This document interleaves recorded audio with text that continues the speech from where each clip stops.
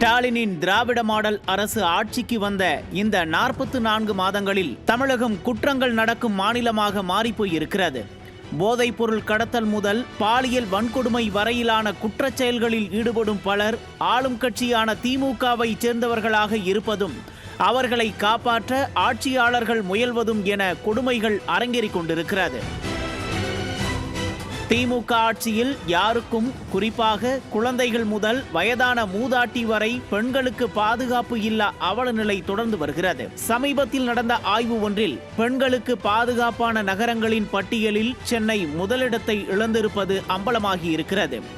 ஆட்சியில் இருக்கிறோம் என்ற மமதையில் ஆளும் கட்சியை சேர்ந்தவர்களே பெண்களுக்கு எதிராக பாலியல் வன்கொடுமை சம்பவங்களில் ஈடுபடுவது தொடர்கதையாகி வருகிறது. சமீபத்தில் அண்ணா பல்கலைக்கழக மாணவியை திமுகவை சேர்ந்த ஞானசேகரன் பாலியல் வன்கொடுமை செய்தது பெரும் பரபரப்பை கிளப்பியது.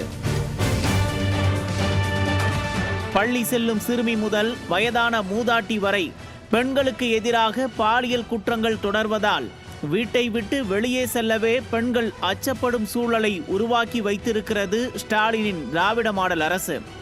ஆனால் இதை பற்றியெல்லாம் கிஞ்சித்தும் கண்டுகொள்ளாத நிர்வாகத்திறனற்ற ஸ்டாலின் பெண்களுக்கு நாங்கள்தான் பாதுகாப்பு அரணாக திகழ்கிறோம் என வாய்ச்சவடால் பேசி வருகிறார். அதிமுக ஆட்சியில் பெண்களுக்கு பாதுகாப்பான மாநிலமாக தமிழகம் விளங்கியது. ஆனால் ஸ்டாலின் ஆட்சிக்கு வந்தது முதல் பெண்களுக்கு எதிரான பாலியல் வன்கொடுமை சம்பவங்களால் பெண்கள் வாழ தகுதியற்ற மாநிலமாக மாறிப்போய் இருக்கிறது தமிழ்நாடு. சட்டமும் ஆட்சியும் தங்களை ஒன்றும் செய்யாது என்று குற்றவாளிகள் துணிந்து விட்டார்களோ என்ற சந்தேகமும் எழுந்திருக்கிறது.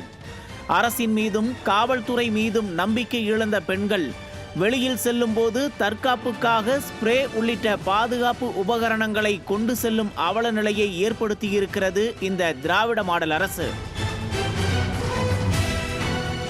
ஆக மொத்தத்தில் பெண்களுக்கு பாதுகாப்பான நகரங்களில் சென்னை பின்தங்கியதற்கு யார் காரணம்? பெண்களின் பாதுகாப்பை உறுதிப்படுத்த ஸ்டாலின் அரசு தவறுவது ஏன்?